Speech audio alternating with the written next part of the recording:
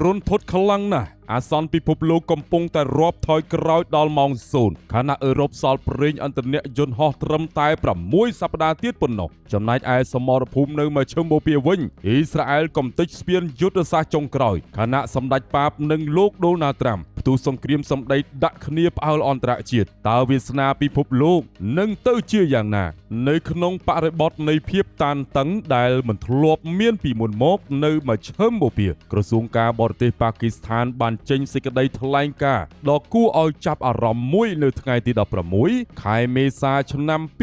2026នេះដោយបានបង្ហើបឲ្យដឹងថាទាំងសហរដ្ឋអាមេរិកនិងអ៊ីរ៉ង់សុទ្ធតែបានបង្ហាញនៅឆន្ទៈនៅក្នុងការវិលត្រឡប់មករកតុចរចាជាលើកទី2ដើម្បីស្វែងរកច្រកចេញពីសង្គ្រាមដ៏បំផ្លិចបំផ្លាញមួយនេះទោះជាយ៉ាងណាក៏ដោយភាពមិនច្បាស់លាស់នៅតែគ្របដណ្ដប់ដោយសាររហូតមកទល់ពេលនេះមិនទាន់មានការព្រមព្រៀងគ្នាទៅលើទីតាំងភូមិសាស្ត្រឬក៏កាលបរិច្ឆេទជាក់លាក់ណាមួយសម្រាប់កិច្ចជំនួបកម្រិតខ្ពស់នេះនៅឡើយទេស្របពេលជាមួយគ្នានេះភាគីប៉ាគីស្ថានវិញក៏បានបញ្ជាក់បន្ថែមថាបទឈប់បាញ់រយៈពេល2សប្តាហ៍ដែលកំពុងតែមានប្រសិទ្ធភាពនៅក្នុងប្រទេសលីបង់នៅតែត្រូវបានរក្សានិងគោរពតាមដែលនេះគឺជាពន្លឺសង្ឃឹមដ៏តិចតួចបំផុតចំពេលដែលមហាអំណាចទាំងពីរនៅតែរក្សាជំហរយោធារៀងៗខ្លួនយ៉ាងតឹងរ៉ឹងបំផុតនៅឡើយស្របពេលដែលការទូតកំពុងតែជាប់គាំងលោក Fatis Birol ប្រធានទីភ្នាក់ងារថាមពលអន្តរជាតិ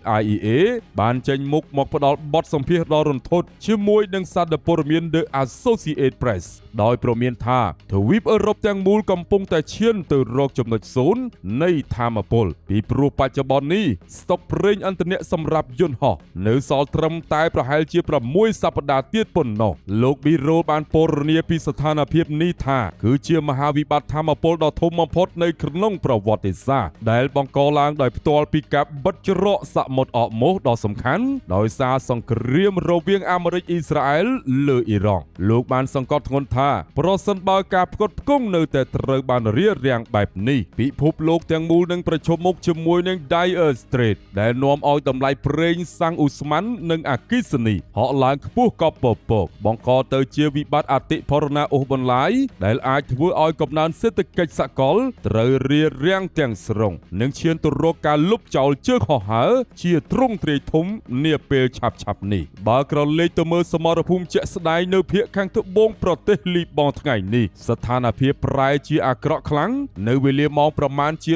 11:20នាទីនៅពេលដែលយន្តហោះចម្បាំងអ៊ីស្រាអែលបានបើកការវាយប្រហារតាមអាកាសចំនួន2លើកជាប់គ្នាទៅលើស្ពាន Kasmiyes ដែលជាស្ពានយុទ្ធសាស្ត្រចុងក្រោយគេបង្អស់តភ្ជាប់រវាងតំបន់ទីក្រុងទា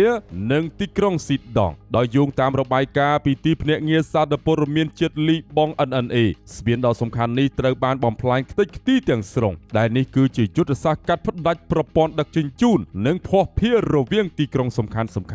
ទៅភាគខាងត្បូងរបស់លីបង់ក្រៅពីការបំផ្លាញហេដ្ឋារចនាសម្ព័ន្ធកងទ័ពអ៊ីស្រាអែលក៏បានវាយប្រហារចំលើរថយន្តមួយគ្រឿងនៅឯផ្លូវ Dar al-Baida ដែលតភ្ជាប់ពីលីបង់ទៅកាន់ប្រទេសស៊ីរីបណ្ដាលឲ្យមនុស្សម្នាក់បានស្លាប់ភ្លាមនៅនឹងកន្លែងខណៈដែលការទម្លាក់គ្រាប់បែកនៅតែបន្តវាយប្រហារទៅលើទីក្រុងជាច្រើនដូចជាទីក្រុងប៊ីនជីបេលទីក្រុងទានិងតំបន់ស៊ូតាអាល់សាគីយ៉ាជាដើមងាកមកមើលកិច្ចខិតខំប្រឹងប្រែងរបស់មជ្ឈមណ្ឌលសម្របសម្រួលវិញនាយករដ្ឋមន្ត្រីប៉ាគីស្ថានលោកសារីបក៏បានធ្វើដំណើរទៅដល់ទីក្រុងដូហាប្រទេសកាតាបន្ទាប់ពីចាកចេញពីអារ៉ាប៊ីសាអូឌីតដើម្បីជួបពិភាក្សាការងារជាបន្ទាន់ជាមួយនឹងព្រះចៅអធិរាជកាតាលោកសេកតាមីមប៊ីនហាម៉ាត់អាល់ថានីរបៀបវិរៈចម្បងនៃជំនួបនេះគឺការស្វែងរកយន្តការបន្ធូរបន្ថយភាពតានតឹងនៅក្នុងតំបន់ឈូងសមុទ្រនិងការជំរុញឲ្យមានការសន្ទនាជាអន្តរជាតិដើម្បីធានាសន្តិភាពប៉ាគីស្ថានដែលដើរតួជាស្ពានចម្លងរវាងវ៉ាស៊ីនតោននិងតេហេរ៉ង់កំពុងតែព្យាយាមយ៉ាងខ្លាំងក្លានៅក្នុងការភ្ជាប់ទំនុកចិត្តដែលបានបាត់បង់ទៅវិញដោយសង្ឃឹមថាការទូតនៅពីក្រោយទ្វារបិទជិតនឹងអាចឈានទៅរកការបន្តបទជប់បាញ់ឲ្យបានយូរជាងមុនឬក៏អាចអូសបន្លាយរហូតទៅដល់45ថ្ងៃដើម្បីទុកពេលឲ្យការចរចា ផ្លូវការអាចចាប់ផ្ដើមទៅបានទោះជាយ៉ាងណាក៏ដោយសារដែលចេញពីទីក្រុងទេហេរ៉ង់នៅតែឆ្លុះបញ្ចាំងអំពីកម្រិតនៃការមិនទុកចិត្តគ្នាដ៏ជ្រាលជ្រៅបំផុតដោយអ្នកឆ្លើយឆ្លងសារព័ត៌មានអាលីហាសេមបានរាយការណ៍ថាវេទិកាជិតស្និទ្ធនឹងក្រសួងការបរទេសអ៊ីរ៉ង់បានចាត់ទុកការផ្សព្វផ្សាយរបស់អាមេរិកអំពីការចរចាថាគ្រាន់តែជាសមយុទ្ធទំនាក់ទំនងសាធារណៈដើម្បីធ្វើឲ្យទីផ្សារស្ងប់ស្ងាត់និងការពារលោកត្រាំពីសម្ពាធនយោបាយតែប៉ុណ្ណោះប្រពន្ធអ៊ីរ៉ង់បានអះអាងថា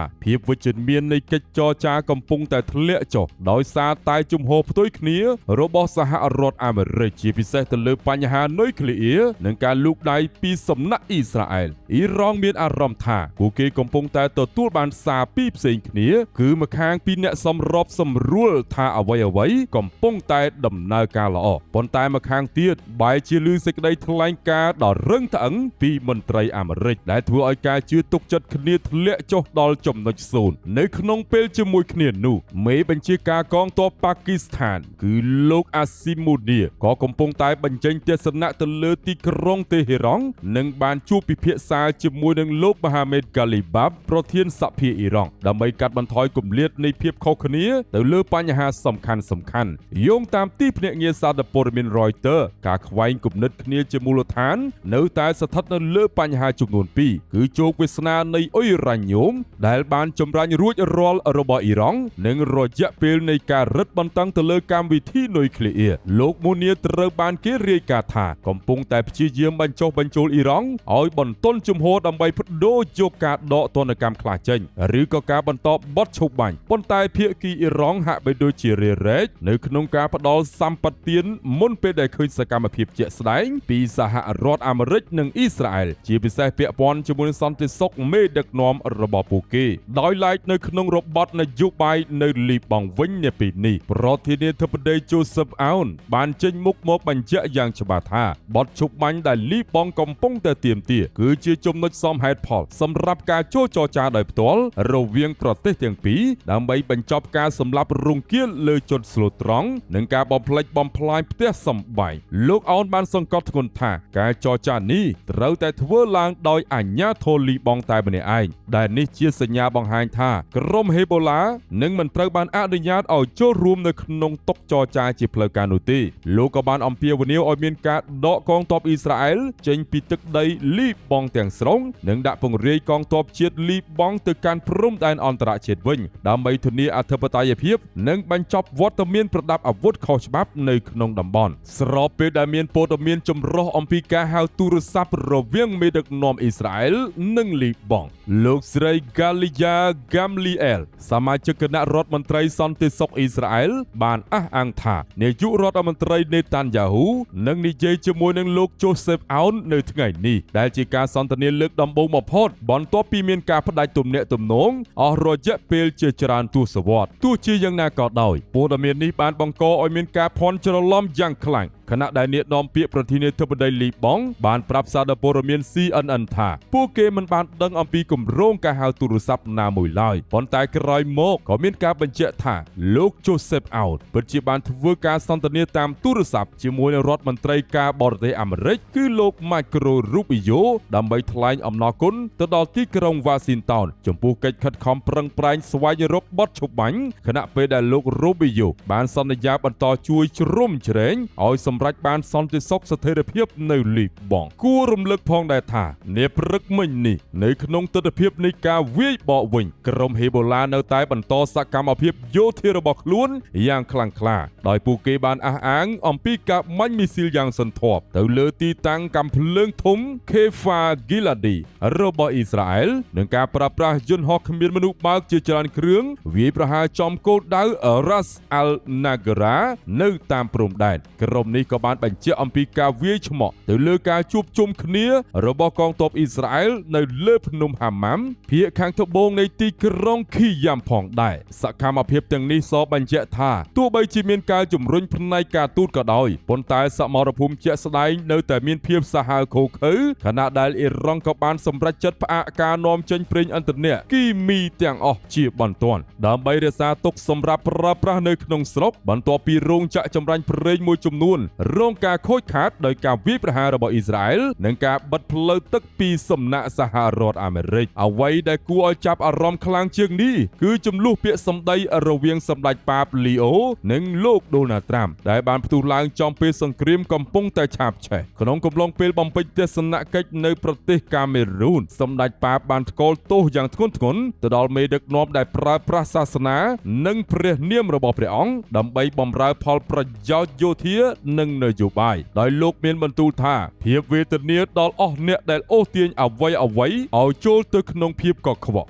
សារនេះត្រូវបានគេបកស្រាយថាគឺជាការវាយប្រហារទៅលើរដ្ឋមន្ត្រីការពារជាតិអាមេរិក Pete Hegseth ដែលធ្លាប់តែប្រើប្រាស់សាសនាជំរុញអំពើហិង្សាជាការឆ្លើយតបលោកដូណាល់ត្រាំក៏បានវាយបកវិញតាមរយៈ Truth Social ដោយហៅសម្ដេចប៉ាបថាខ្សោយខាងឧក្រិដ្ឋកម្មនិងអាក្រក់សម្រាប់គោលនយោបាយការបរទេសដែលបង្កឲ្យមានការរិះគន់យ៉ាងខ្លាំងពីសហគមន៍អន្តរជាតិកាតូលិកសកលនិងនាយករដ្ឋមន្ត្រីអ៊ីស្រាអែលផងដែរហើយមុននេះបន្តិចអ្នកនាំពាក្យក្រសួងការបរទេសអ៊ីរ៉ង់លោកអ៊ីស្ម៉ាអែលបាហ្គីក៏បានប្រាប់សារព័ត៌មានរុស្ស៊ីថាអ៊ីរ៉ង់នឹងមិនបោះបង់ចោលនូវការទាមទារឲ្យសហរដ្ឋអាមេរិកនិងអ៊ីស្រាអែលទទួលខុសត្រូវចំពោះការធ្វើឃាតមេដឹកនាំកំពូលដូចជាលោកអាយ៉ាតុលឡាអាលីខាម៉ានីនិងលោកអាលីឡារីយ៉ានីឡើយលោកបានបញ្ជាក់ថាយុត្តិធម៌សម្រាប់មេដឹកនាំដែលត្រូវបានសម្លាប់គឺជាលក្ខខណ្ឌដែលមិនអាចខ្វះបាននៅក្នុងដំណើរការសន្តិភាពណាមួយប្រិយមិត្តទេសនិកជនជាទីគោរពរាប់អានតាមរយៈការសង្កេតយ៉ាងដិតដល់ទៅលើស្ថានភាពបច្ចុប្បន្នការបិទច្រកសមុទ្រអបម៉ូនិងការស្ទាក់ចាប់នាវាដឹកទំនិញអ៊ីរ៉ង់ដោយកងទ័ពអាមេរិកមិនមែនគ្រាន់តែជាការបង្ហាញសាច់ដុំយោធាប៉ុណ្ណោះទេប៉ុន្តែវាគឺជាការចងកសេដ្ឋកិច្ចរបស់ពិភពលោកទាំងមូលឲ្យដល់ដង្ហើមជាតិដាច់និយាយឲ្យត្រង់គឺបើច្រកទឹកនេះនៅតែបន្តបិទតម្លៃប្រេងនឹងហក់ឡើងខ្ពស់ដែលធ្វើឲ្យទំនិញគ្រប់មុខចាប់ពីអង្ករសាច់បន្លែរហូតទៅដល់សម្ភារៈសំណង់និងឡើងថ្លៃទាំងអស់ព្រោះតម្លៃដឹកជញ្ជូនត្រូវបានកើនឡើងការដែលអឺរ៉ុបសល់ប្រេងយន្តហោះត្រឹមតែ6សប្តាហ៍ទៀតគឺជាសញ្ញាអាសន្នថាប្រព័ន្ធធ្វើដំណើរនិងពាណិជ្ជកម្មអន្តរជាតិនឹងត្រូវជាប់គាំងបង្កឲ្យមានវិបត្តិអតិផរណាធ្ងន់ធ្ងរនិងធ្វើឲ្យជីវភាពប្រជាជនស្លូតត្រង់គ្រប់ប្រទេសរួមទាំងប្រទេសយើងផងដែរនឹងត្រូវធ្លាក់ចូលទៅក្នុងភាពក្រីក្រនិងពិបាករកស៊ីសង្គ្រាមនេះលែងជាសង្គ្រាមឆ្ងាយពីយើងទៀតហើយពីព្រោះដរាបណាមហាអំណាចមិនទាន់ចុះសម្រុងនឹងគ្នានោះលុយនៅក្នុងហោប៉ៅរបស់អ្នកនឹងកាន់តែថយតម្លៃទៅទៀតដោយសារតែការដណ្ដើមអំណាចគ្នានៅលើផ្ទៃទឹកនិងការបង្អត់អាហារសេដ្ឋកិច្ចគ្នាទៅវិញទៅមកនេះឯងទោះបីជាមានការអះអាងថាមានឆន្ទៈចង់ចរចាជុំទី2ក៏ដោយប៉ុន្តែការពិតភាគីទាំងសងខាងដូចជាអាមេរិកនិងអ៊ីរ៉ង់មិនទាន់មានការទុកចិត្តគ្នាត្រង់ណាសោះឡើយការដែលអ៊ីស្រាអែលបន្តកំទេចស្ពាននិងហេដ្ឋារចនាសម្ព័ន្ធសំខាន់នៅឯលីបង់គឺជាការបង្ខំឲ្យភាគីម្ខាងទៀតចុះចាញ់តាមរយៈការបំផ្លាញដង្ហើមរស់រានរបស់ប្រជាជនស៊ីវិលនិយាយឲ្យខ្លីតុចរចាគ្រាន់តែជាកន្លែងទិញពេលវេលាខណៈដែលការបាញ់បោះនៅតែបន្តដើម្បីយកប្រៀបយោធារៀងៗខ្លួនបើទោះបីជាមានអ្នកសម្របសម្រួលដូចជាប៉ាគីស្ថានក៏ដោយដរាបណាអាមេរិកនៅតែបន្តដាក់ទណ្ឌកម្មផ្ដាច់ដង្ហើម